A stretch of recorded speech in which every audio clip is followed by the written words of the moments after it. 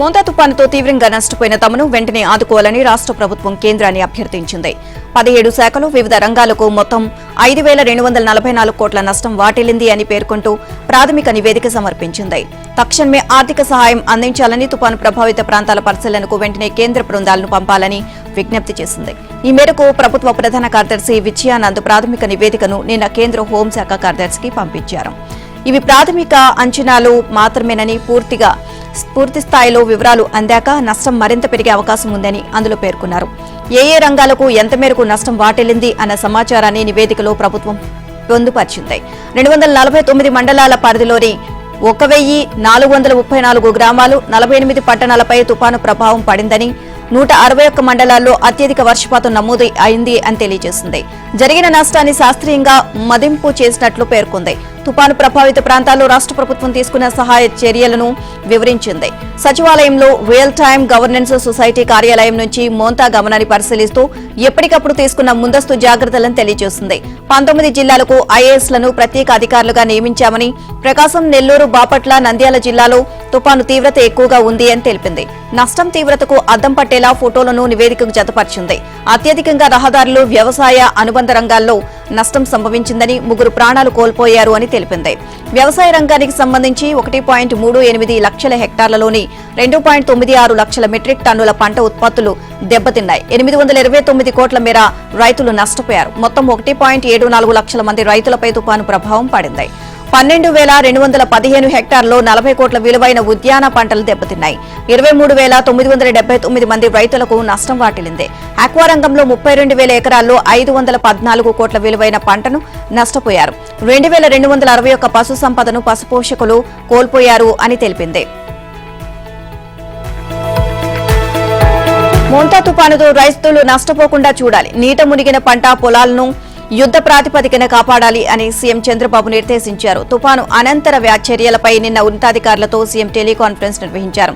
Satellite చిత్రాల ఆధారంగా ఎక్కడికక్కడ పొలాలు మునిగిపోయాయి గుర్తించండి అన్నారు. ఇవాల్టికల్లా మొత్తం నీటిని మళ్లించాలి. నియోజకవర్గాల వారీగా శాటిలైట్ చిత్రాలను విడుదల చేయండి.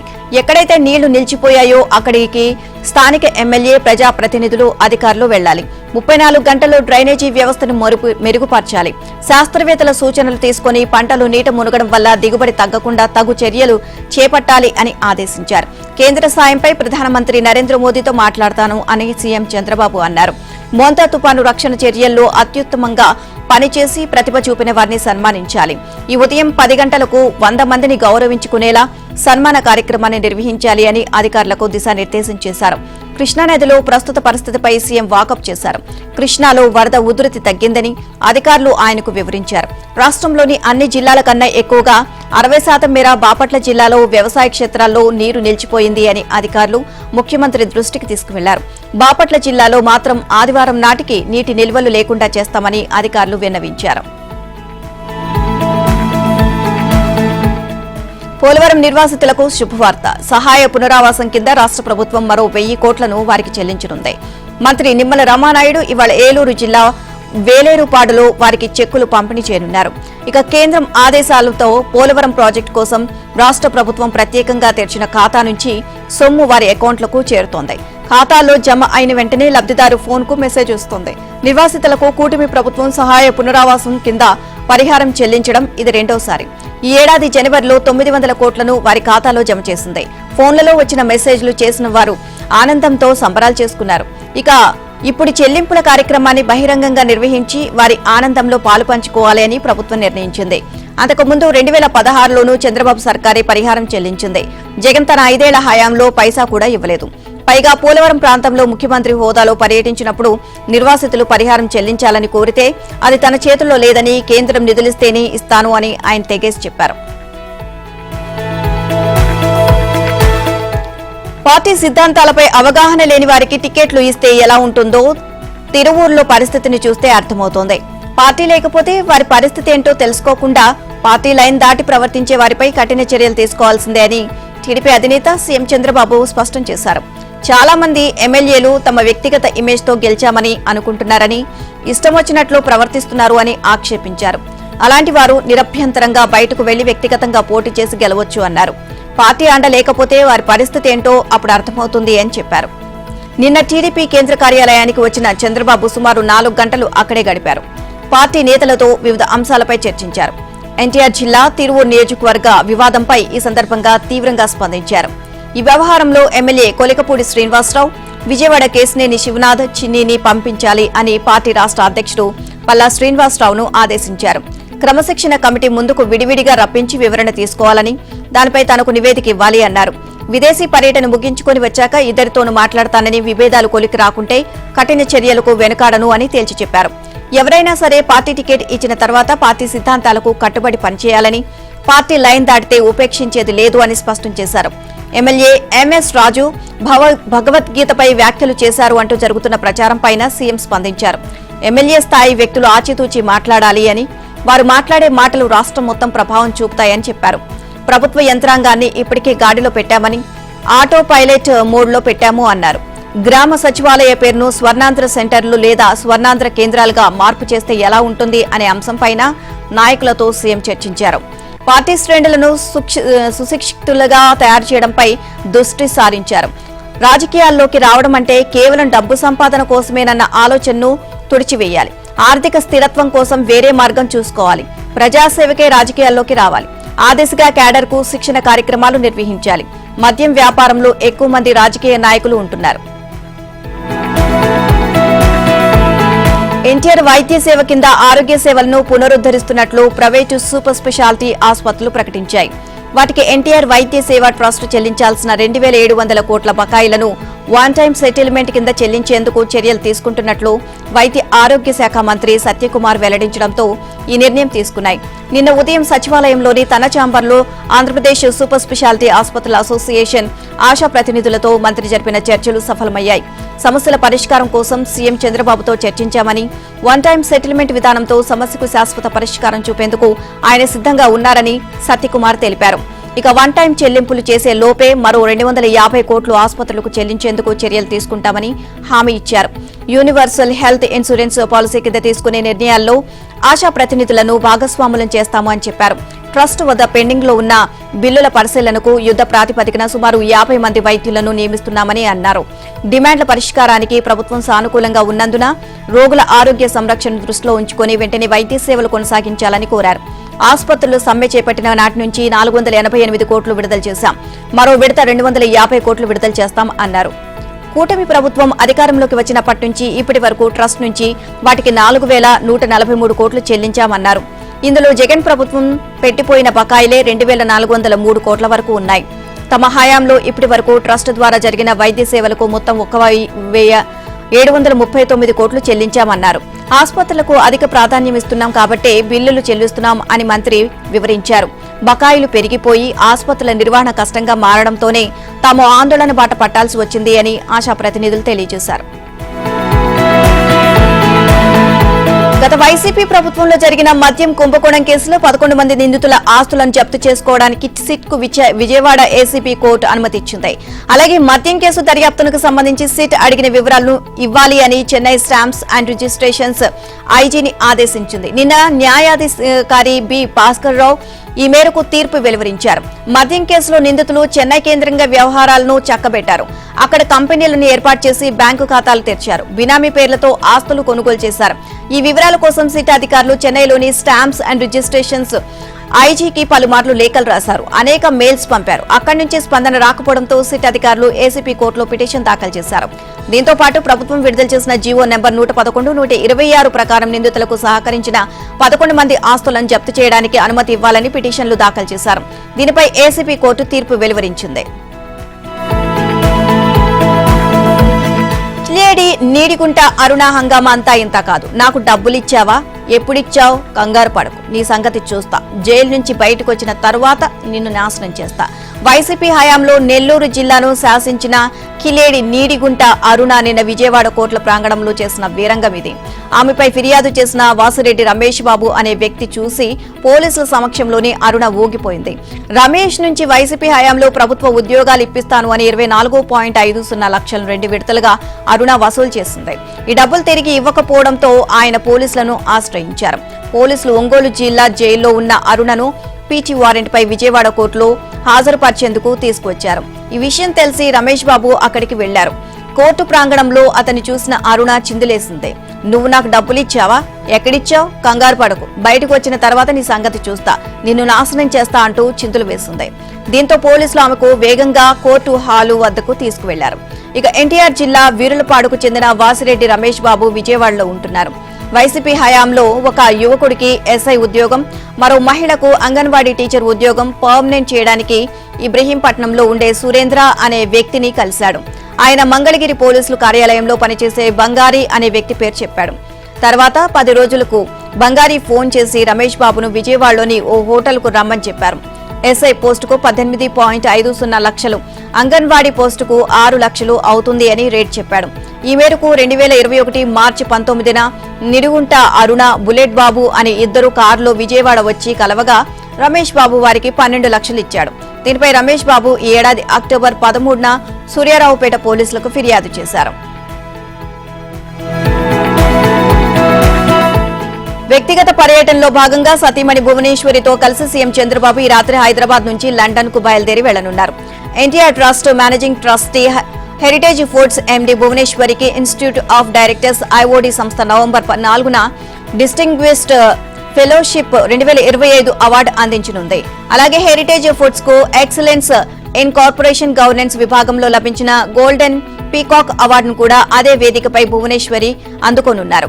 లండన్ లోని గ్లోబల్ కన్వెన్షన్ లో జరిగే ఈ కార్యక్రమానికి చంద్రబాబు హాజరవుతారు. మాజీ రాష్ట్రపతి APJ Abdul Kalam, Hinduja group co chairman Gopichand, Aditya Birla centre for community initiatives chairperson Rajshri Birla, Sun Pharma MD Dilip Sanghvi, Dubai Electricity Water Authority MD Saeed Mohammed, Hero Enterprises, Goenka group సంస్థల చైర్మన్ సంజీవ్ గోయంకా వంటి ప్రముఖులు గతంలో ఈ అవార్డును అందుకున్నారు. ఈ కార్యక్రమంలో ప్రపంచవ్యాప్తంగా ఉన్న వ్యాపార, సామాజిక, పరిపాలనా రంగాలకు చెందిన ప్రముఖులు పాల్గొంటారు. లండన్ లో వ్యక్తిగత పర్యటన అనంతరం పలు కార్యక్రమాల్లో చంద్రబాబు పాల్గొననున్నారు. విశాఖలో నవంబర్ 14, 15 తేదీల్లో జరగనున్న సిఐఐ భాగస్వామ్య సదస్సుకు అక్కడి పారిశ్రామికవేత్తలను ఆహ్వానించనున్నారు. దీనికి సంబంధించి లండన్లోని పారిశ్రామికవేత్తలు, పలువురు ప్రవాసాంధ్రులతో ఆయన భేటీ కానున్నారు. రాష్ట్రంలో పెట్టుబడులు పెట్టేందుకు గల అవకాశాలను వారికి వివరిస్తారు. 6న సీఎం తిరిగి రాష్ట్రానికి రానున్నారు. శ్రీవాణి ట్రస్ట్ ద్వారా రాష్ట్ర వ్యాప్తంగా 5,000 ఆలయాలను నిర్మించనున్నట్లు టీటీడీ ఈవో అనిల్ కుమార్ సింఘాల్ తెలిపారు. ఇందుకోసం 750 కోట్ల కేటాయిస్తూ టీటీడీ బోర్డు తీర్మానం చేసింది అని చెప్పారు. తిరుమలలోని వెంగమాంబ అన్నప్రసాద భవనంలో జరిగిన ఆయుధ పూజలో పాల్గొన్నారు. ఆలయాల నిర్మాణానికి తొలి విడతగా రాష్ట్ర దేవాదాయ శాఖకు 187 కోట్లు విడుదల చేయనున్నట్లు వివరించారు.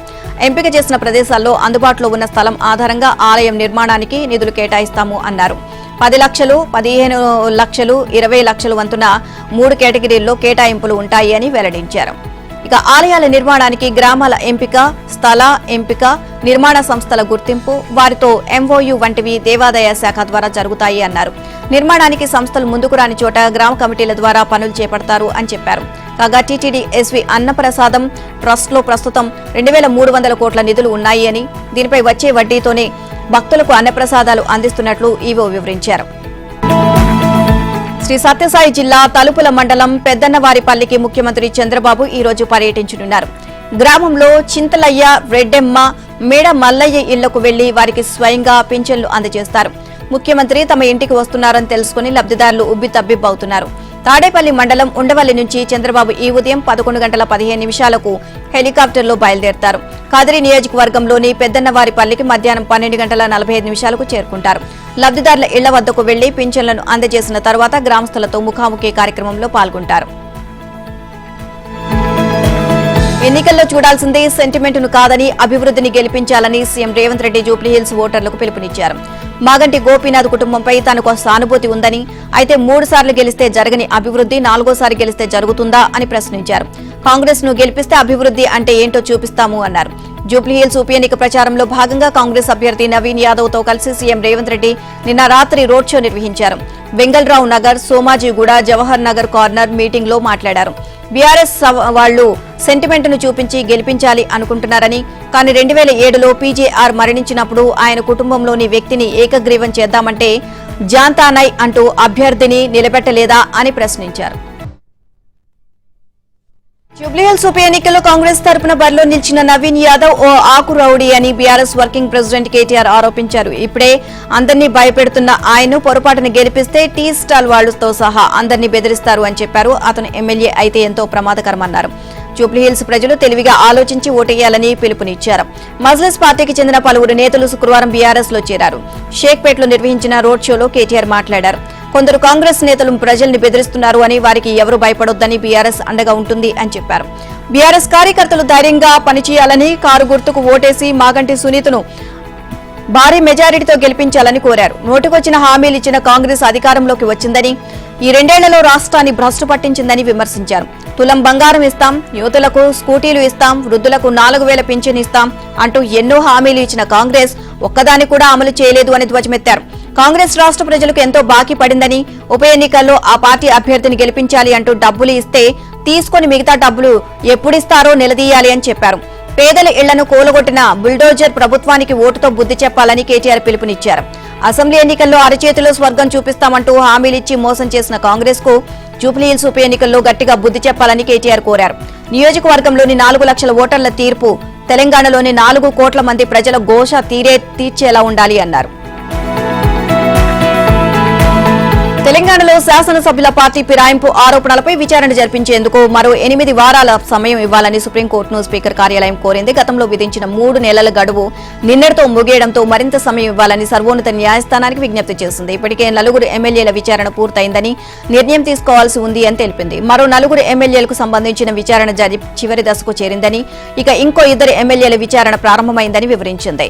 రాజ్యాంగపరమైన స్పీకర్ అధికారాలు, రోజువారీ కార్యక్రమాలు, స్పీకర్ల అంతర్జాతీయ సదస్సులు, విదేశీ పర్యటనలు తదితరాలతో స్పీకర్ బిజీగా ఉన్నారని, దాంతో గడువులోగా విచారించడం సాధ్యం కాలేదని తెలియజేసింది.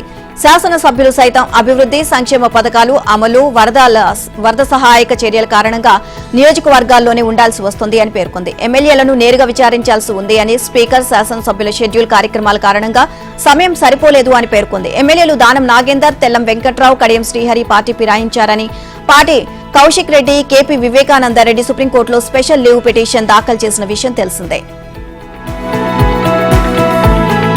కాంగ్రెస్ నేత అజరుద్దీన్ రాష్ట్ర మంత్రిగా ప్రమాణ స్వీకారం చేశారు. గవర్నర్ జిష్ణుదేవ్ వర్మ రాజ్భవన్లోని దర్బార్ హాల్లో అజరుద్దీన్ తో ప్రమాణ స్వీకారం చేయించారు. అల్లా సాక్షిగా ప్రమాణం చేసిన ఆయన జై తెలంగాణ, జై హింద్ అంటూ నినదించారు. ప్రమాణ స్వీకారం అనంతరం వేదికపై ఉన్న సీఎం రేవంత్ రెడ్డి వద్దకు వెళ్లి కృతజ్ఞతలు తెలియజేశారు. ఈ సందర్భంగా సీఎం, మంత్రులు, ఇతర నేతలు అజరుద్దీన్ కు శుభాకాంక్షలు తెలియజేశారు. కార్యక్రమంలో శాసనసభ స్పీకర్ ప్రసాద్ కుమార్, మండలి chairman Gutha Sukhender Reddy, TPCC chief Mahesh Kumar Goud, deputy CM Bhatti విక్రమార్కతో పాటు మంత్రులు, పలువురు కాంగ్రెస్ పార్టీ ముఖ్య నాయకులు పాల్గొన్నారు. మంత్రిగా తనకు అవకాశం దక్కినందుకు సంతోషంగా ఉందని, తనను మంత్రిగా చూసినందుకు తన తల్లిదండ్రులు, కుటుంబ సభ్యులు సంతోషపడ్డారని అజరుద్దీన్ చెప్పారు. తన తక్షణ కర్తవ్యం జూబ్లీహిల్స్ ఉప ఎన్నికల్లో కాంగ్రెస్ ను గెలిపించడమేనని అన్నారు. మరోవైపు కేంద్ర మంత్రి కిషన్ రెడ్డి తనపై చేసిన ఆరోపణలపై అజరుద్దీన్ స్పందించారు. తన గురించి కిషన్ రెడ్డికి పూర్తి స్థాయిలో అవగాహన లేదు అన్నారు. బీజేపీ, బీఆర్ఎస్ నేతలు చేస్తున్న విమర్శలు సరైనవి కావని, ఒక్క కేసులోనూ నేరం రుజువు కాలేదు అని చెప్పారు. ఇక భారత క్రికెట్ జట్టుకు కెప్టెన్ గా అజరుద్దీన్ దేశానికి ఎన్నో విజయాలను అందించిన సంగతి మరిచారా అని టీపీసీసీ అధ్యక్షుడు మహేష్ కుమార్ గౌడ్ కిషన్ రెడ్డిని ప్రశ్నించారు. అజరుద్దీన్ ను మంత్రి పదవి నిర్ణయం 3 నెలల కిందటే తీసుకున్నాము అని అన్నారు. రాష్ట్ర మంత్రివర్గంలో భారీ ప్రక్షాళన జరగనుందా? పనితీరు బాగాలేని కొంతమంది మంత్రులను తప్పించి అదే వర్గానికి చెందిన మరికొందరికి అవకాశం కల్పించనున్నారా? కొంతమంది మంత్రుల శాఖలను మార్చనున్నారా? ఇందుకు అవును అని అంటున్నాయి అత్యంత విశ్వసనీయ వర్గాలు. తెలంగాణ ప్రభుత్వ పాలనే నమూనాగా చూపి వచ్చే లోక్సభ ఎన్నికలకు వెళ్లాలి అని చూస్తున్న కాంగ్రెస్ అధిష్టానం స్థానిక ఎన్నికల తర్వాత డిసెంబర్లో లేదా వచ్చే ఏడాది జనవరిలో భారీ ప్రక్షాళన చేపట్టనుంది. రాష్ట్రంలో కాంగ్రెస్ ప్రభుత్వం ఏర్పడి డిసెంబర్కు 2 ఏళ్లు పూర్తి కానున్న నేపథ్యంలో మంత్రివర్గాన్ని పునర్వ్యవస్థీకరించనున్నట్లు తెలుస్తోంది. దీంతో పాటు మంత్రుల శాఖల్లోనూ భారీగా మార్పులు తీసుకురానున్నట్లు తెలుస్తోంది. అయితే ఈ కసరత్తులో కొత్తగా నియమితులైన 4 మంత్రులకు మినహాయింపు ఉంటుందని పార్టీ వర్గాలు తెలియజేశాయి. మంత్రివర్గంలో మరో 2కి అవకాశం ఉంది. పునర్వ్యవస్థీకరణతో మరికొందరికి అవకాశం దక్కనుంది అని చెబుతున్నారు. వాస్తవానికి కేబినెట్ లో ముఖ్యమంత్రితో సహా 18 మందికి అవకాశం ఉంటుంది. కొత్తగా ప్రభుత్వం ఏర్పడినప్పుడు సీఎం రేవంత్ రెడ్డి మరో 11 మంది మంత్రులు మాత్రమే ప్రమాణ స్వీకారం చేశారు. సుదీర్ఘ చర్చల తర్వాత జూన్లో వాకిటి శ్రీహరి, గడ్డం వివేక్, అడ్లూరి లక్ష్మణ్లను మంత్రివర్గంలోకి తీసుకున్నారు. తాజాగా అజరుద్దీన్ కేబినెట్ లోకి చేరారు. దీంతో సీఎంతో కలిపి మంత్రుల సంఖ్య 16కు చేరుకుంది. వాస్తవానికి సీఎంతో పాటు తొలుత ప్రమాణ స్వీకారం చేసిన 11 మంది మంత్రుల పనితీరుపై అధిష్టానం ఇప్పటికే సమీక్ష చేసింది. ఆయా శాఖలో జిల్లా ఇన్ఛార్జ్ మంత్రులుగా, రాజకీయ నాయకులుగా వ్యవహరించిన తీరును పరిగణలోకి తీసుకున్న అధిష్టానం ఒక్కో మంత్రికి సంబంధించి సమగ్ర నివేదికను రూపొందించింది. వారి ప్రోగ్రెస్ రిపోర్టును పార్టీ రాష్ట్ర వ్యవహారాల ఇన్ఛార్జ్ మీనాక్షి నటరాజన్ అందజేసినట్లు తెలుస్తోంది. కష్ట నష్టాలను కోర్చి పండించిన ధాన్యాన్ని అమ్ముకోవడానికి తెస్తే మోంతా తుపాను ప్రభావంతో వరదపాలైన తారవ్వ ధాన్యాన్ని అధికారులు కొనుగోలు చేశారు. హుస్నాబాద్ మండలం పోతారం ఎస్ గ్రామానికి చెందిన కేడిక తారవ్వ అనే తన 5 ఎకరాల పండించిన ధాన్యాన్ని అమ్ముకోవడానికి హుస్నాబాద్ మార్కెట్ యార్డుకు వచ్చింది. తేమ పేరుతో తూకం వేయడానికి అధికారులు తాత్సారం చేయడంతో బుధవారం కురిసిన భారీ వర్షానికి ఆమె తెచ్చిన ధాన్యంలో నుంచి 80% పైగా కొట్టుకుపోయింది. మంత్రి పొన్నం ప్రభాకర్ ఆదేశాల మేరకు తారవ్వ వద్ద నుంచి 106.80 క్వింటాళ్ల తడిసిన ధాన్యాన్ని ఎలాంటి షరతులు లేకుండా కొనుగోలు చేసిన పౌర సరఫరా అధికారులు శుక్రవారం సాయంత్రం ఆమె భర్త రవీందర్ రెడ్డి ఖాతాలో 2.55 లక్షలు జమ చేశారు.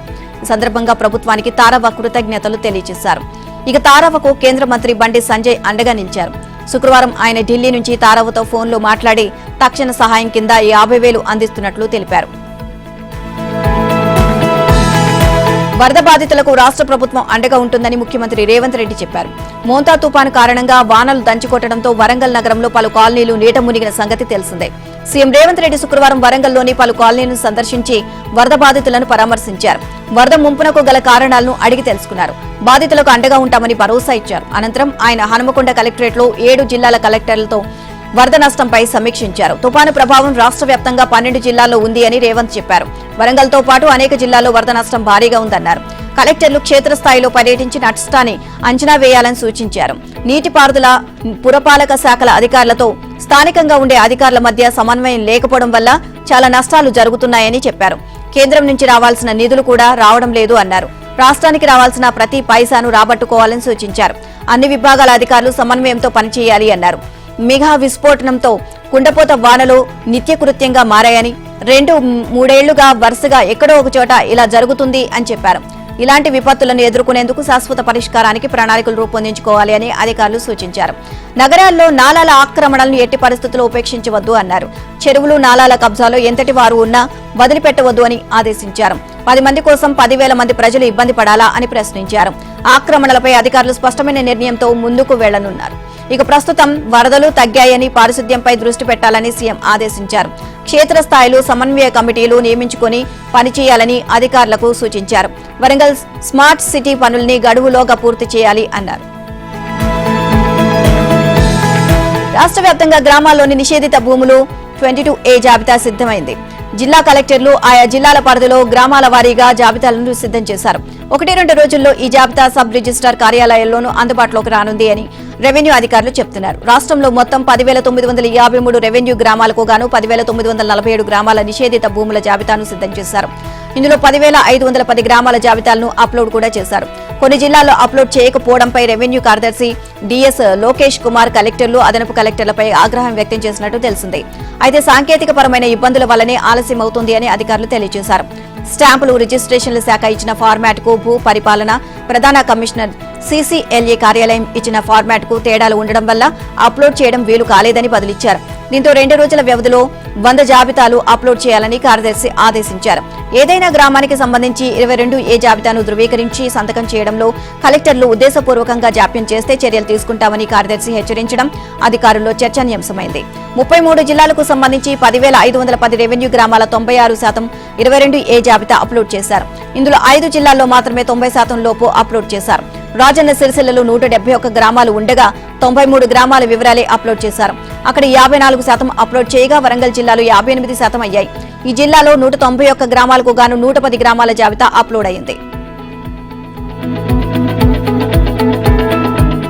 బీహార్ అసెంబ్లీ ఎన్నికల కోసం నిన్న అధికార ఎన్డీఏ కూటమి ఎన్నికల మేనిఫెస్టోను చేసింది. బీహార్ యువతకు 1 కోటి ఉద్యోగాలను హామీ ఇవ్వడంతో పాటు 1 కోటి మంది మహిళలను లక్షాధికారులను చేస్తామంటూ లఖ్పతి దీదీ పథకాన్ని కొత్తగా ప్రకటించారు. ఉచిత విద్యను వాగ్దానం చేశారు. సంకల్ప పత్ర పేరిట రూపొందించిన ఈ మేనిఫెస్టోను పాట్నాలో జరిగిన కార్యక్రమంలో బీజేపీ జాతీయ అధ్యక్షుడు జేపీ నడ్డా, సీఎం నితీష్ కుమార్, హంఎస్ నేత, ఇక కేంద్ర మంత్రి జితన్ రామ్ మాంఝీ, ఎల్జీపీ నేత, కేంద్ర మంత్రి చిరాగ్ పాస్వాన్, ఆర్ఎల్ఎం నేత ఉపేంద్ర కుష్వాహా తదితర ఎన్డీఏ భాగస్వామ్య పక్ష నేతలు ఆవిష్కరించారు. జిల్లాకు ఒక స్కిల్ సెంటర్ చొప్పున ఏర్పాటు చేసి ప్రభుత్వ, ప్రైవేటు రంగంలో పనిచేయడానికి తగినట్లు యువతకు శిక్షణ ఇప్పిస్తామని, ఇక బీహార్ను స్కిల్ డెవలప్మెంట్ హబ్ గా మారుస్తాము అని హామీ ఇచ్చారు. కొత్తగా ముఖ్యమంత్రి రోజ్గార్ యోజన పథకాన్ని మహిళల కోసం ప్రకటించారు. వ్యాపారాలు చేసుకోవడానికి ప్రతి మహిళకు ఈ పథకం కింద 2 లక్షల ప్రభుత్వాలు సాయం అందిస్తాయని తెలిపారు. ఏటా 1 లక్ష సంపాదించే కనీసం 1 కోటి మంది మహిళలను తయారు చేయడం ఈ పథకం లక్ష్యంగా పేర్కొన్నారు. బాగా వెనుకబడిన వర్గాలకు 10 లక్షల ప్రభుత్వ సాయం అందించడంతో పాటు ఈ వర్గాల ఆర్థిక, సామాజిక వాస్తవ స్థితి అధ్యయనానికి సుప్రీంకోర్టు రిటైర్డ్ న్యాయమూర్తితో ఒక కమిటీని నియమిస్తామని తెలిపారు. రైతుల కోసం కొత్తగా కర్పూరి ఠాగూర్ కిసాన్ సమ్మాన్ నిధిని ప్రకటించారు. దీని కింద పంట సీజన్లో రైతు కుటుంబాలకు అందిస్తున్న సాయాన్ని పెంచుతూ 3,000 అదనంగా అందిస్తామని హామీ ఇచ్చారు. 3 విడతల్లో 9,000 ఇస్తామని తెలిపారు. పేదల కోసం 5 గ్యారెంటీలను ప్రకటించింది అన్నారు. ఇక ఉచిత రేషన్, 125 యూనిట్ల వరకు ఉచిత విద్యుత్, 5 లక్షల వరకు ఉచిత వైద్యం, పక్కా గృహ నిర్మాణానికి 50,000 సాయం, అర్హులైన కుటుంబాలకు సామాజిక పింఛన్లపై హామీ ఇచ్చారు. ఈ హామీలన్నీ నెరవేర్చాలి అంటే 36,892 కోట్లు అదనంగా వార్షిక బడ్జెట్లో పెట్టాల్సి ఉంటుంది అని అంచనా. దేశ విభజన పాపం కాంగ్రెస్దేనని ప్రధాని మోదీ ధ్వజమెత్తారు. కశ్మీర్ను భారత్లో విలీనం చేయకుండా నాటి ఉప ప్రధాని హోంమంత్రి సర్దార్ వల్లభాయ్ పటేల్ను ప్రథమ ప్రధాని నెహ్రూ అడ్డుకున్నారని ఆక్షేపించారు. పటేల్ 150వ జయంతి నాడు జాతీయ ఏకాది దినం సందర్భంగా నిన్న గుజరాత్లోని ఏక్తా విగ్రహం వద్ద మోదీ ఆయనకు నివాళులర్పించి మాట్లాడారు. ఇక కాంగ్రెస్ చేసిన తప్పిదానికి దశాబ్దాల పాటు దేశం మూల్యం చెల్లించాల్సి వచ్చింది అన్నారు. దేశాన్ని మాత్రమే కాక వందే మాతరం గీతాన్ని సైతం ఆ పార్టీ చీల్చింది. మత ప్రాతిపదికన అందులోని ఓ భాగాన్ని తొలగించింది. బ్రిటిషర్లు వందే మాత్రం నినాదాన్ని అణచివేసేందుకు తీవ్రంగా ప్రయత్నించి విఫలమయ్యారు అని అన్నారు. కానీ ఆ పాటను తొక్కిపెట్టడంలో కాంగ్రెస్ విజయం సాధించింది అన్నారు. జాతీయ ఏకతా దినం సందర్భంగా ప్రతి చొరబాటుదారుని తరిమివేయాలని ప్రజలు ప్రతినబూనాలి అని పిలుపునిచ్చారు. మావోయిజాన్ని కూకటి వేళ్లతో పెకిలించేదాకా తన ప్రభుత్వం విశ్రమించదు అన్నారు. సర్దార్ పటేల్ జయంతి సందర్భంగా రాష్ట్రపతి, పలువురు ప్రముఖులు ఆయనకు నివాళులర్పించారు. భారత్ అమెరికా రక్షణ బంధంలో మరో కొత్త అధ్యాయం మొదలైంది. కీలకమైన రక్షణ రంగంలో వచ్చే 10 ఏళ్లతో పాటు ఇరు దేశాల సహకారానికి సంబంధించిన ఒప్పందం కుదిరింది. దీనిపై ఇరు దేశాల రక్షణ మంత్రులు రాజ్నాథ్ సింగ్, పీటీ హెగ్సెత్ నిన్న కౌలాలంపూర్లో సంతకాలు చేశారు. అమెరికా అధ్యక్షుడు ట్రంప్ విధించిన భారీ సుంకాలతో ఇరు దేశాల సంబంధాలపై నీడలు కమ్ముకున్న తరుణంలో ఈ ఒప్పందం అమెరికా భారత్ ద్వైపాక్షిక సంబంధాల పునరుద్ధరణకు కీలక అడుగు అని విశ్లేషకులు భావిస్తున్నారు.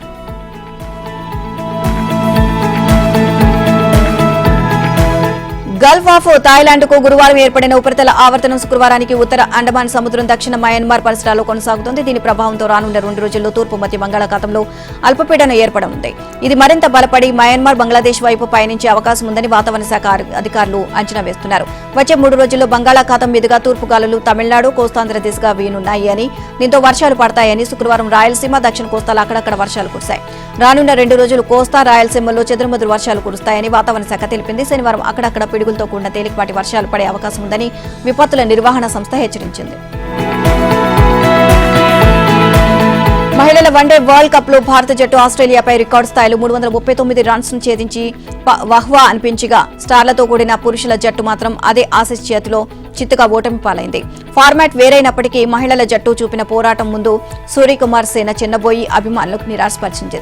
శుక్రవారం ఆస్ట్రేలియాతో జరిగిన 2వ టీ20లో భారత్ 4 వికెట్లతో చిత్తైంది. ఆతిథ్య ఆసీస్ ఆల్రౌండ్ షోతో అదరగొట్టి 1-0 ఆధిక్యం అందుకుంది.